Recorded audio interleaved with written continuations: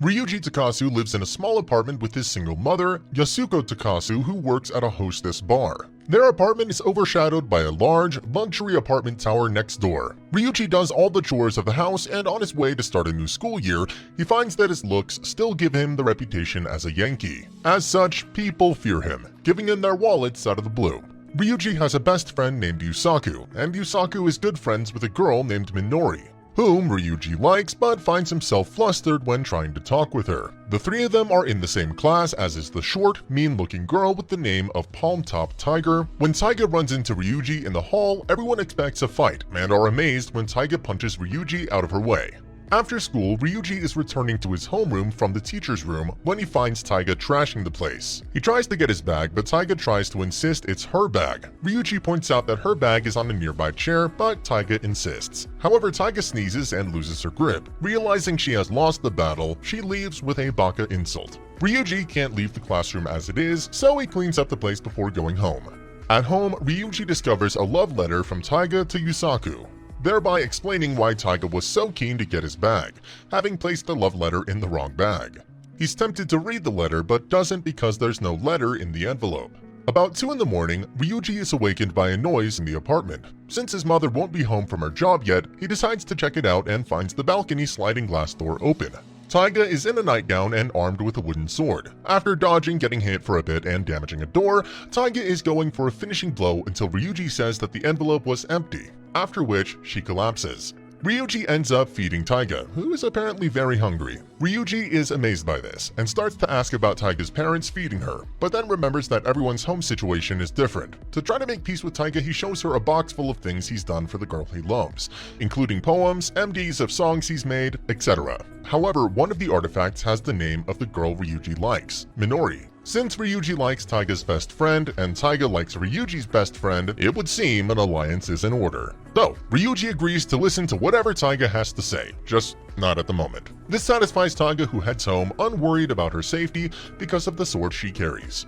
Making breakfast later that morning, Ryuji gets a screaming phone call from Taiga and he hangs up right away. She immediately calls back, not happy with being hung up on, but instructs Ryuji to go out to his veranda. He does so and is stunned to see Taiga in the new apartment building in a window just across from his apartment. Taiga threatens Ryuji but agrees to give him 10 minutes to finish cooking breakfast. Since she's hungry, he's bringing her some food too. Entering her unlocked apartment, he finds the stench pretty bad, despite this being a luxury apartment. It is scarcely filled with furniture, but there's a lot of garbage and a sink full of nastiness. Ryuji finds her sleeping, so decides to clean up the place. Taiga wakes back up and is amazed to see her apartment clean and breakfast on the small table, and that Ryuji is the cause of it all. She sits down and starts to eat without the traditional itadakimasu that's said before eating. Rather than give Ryuji complete satisfaction, she decides to give thanks to the rice god and manufacturers for the meal. Because of Ryuji's promise to help her, Taiga has started developing a habit to come over to his house for breakfast and is having him make her lunches, because of her failed expertise to cook. They run into Minori on her way to school, and when Minori starts to misunderstand from seeing the two of them together, Taiga claims that they only met by coincidence. This leads Ryuji to realize that in order to succeed with Minori, he'll first have to get Taiga and Kitamaru together.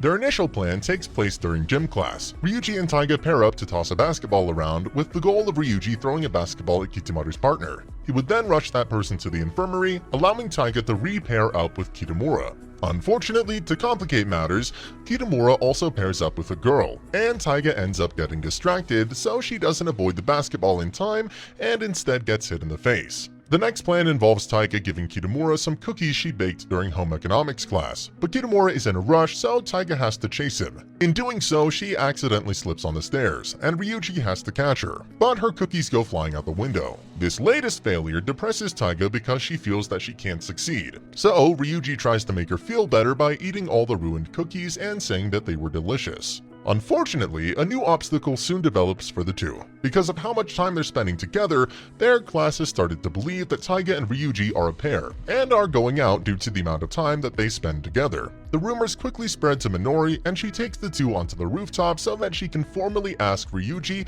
to take care of Taiga. To make matters worse, Kitamura is there as well, and he also misunderstands. Both Taiga and Ryuji are heavily heartbroken, and Taiga even apologizes to Ryuji because she feels responsible for the whole situation. She had been living alone because she had not gotten along with her own parents and had felt at home at his house. She feels that no one understands her, and she takes her frustrations out on a utility pole by kicking it multiple times. Ryuji joins her, and their kicking eventually causes the pole to slant a little. This small victory causes Taiga to decide that she'll confess her feelings to Kitamura, and she claims that Ryuji can stop being her dog. Along those lines, she declares that, starting tomorrow, the two of them will just be classmates who live next door to each other, and she then bids Ryuji farewell, leaving behind her lunchbox. The next day, Taiga doesn't come over for breakfast, and Ryuji sees her at school. She doesn't speak with him. What Taiga does do, though, is raise a huge commotion in the class so that everyone knows that she and Ryuji aren't a couple, and even Minori apologizes to Ryuji for her misunderstanding. Taiga then calls Kitamaru outside so that she can confess to him, and Ryuji just so happens to overhear it all because he's in the stairwell. Before she can say that she likes him, Kitamura first asks if Taiga is going out with Ryuji. Taiga responds by denying that she likes Ryuji, but she also admits that she doesn't hate him either, and she notes how he made her delicious fried rice, cheered her up, and stayed with her. It was because Ryuji was with her that she is able to finally confess her feelings to Kitamura now. Kitamura, however, misinterprets her confession to mean that she wants to be friends, and that leaves her in shocked silence. After Kitamura is gone, Ryuji reveals himself and asks Taiga what she's going to do. She's ready to go home, so Ryuji offers to make her dinner, but Taiga claims not to want his help anymore. Ryuji, however, feels he can't leave her alone and decides that he's not a dog, he's a dragon. Since old times, dragons have ranked up with tigers, so he'll continue to be by her side as a dragon. All this, including the fact that Ryuji called her by her given name instead of by her family name, shocks Taiga, and the only way she can think of responding is by kicking him. She returns to her normal bossy self and starts ordering him around again, but she's secretly happy and satisfied that he called her Taiga. And that's the end of the video. As always, if you liked what you saw, subscribe to the channel. I'll be uploading a lot of videos just like this, so I'll see you in the next one.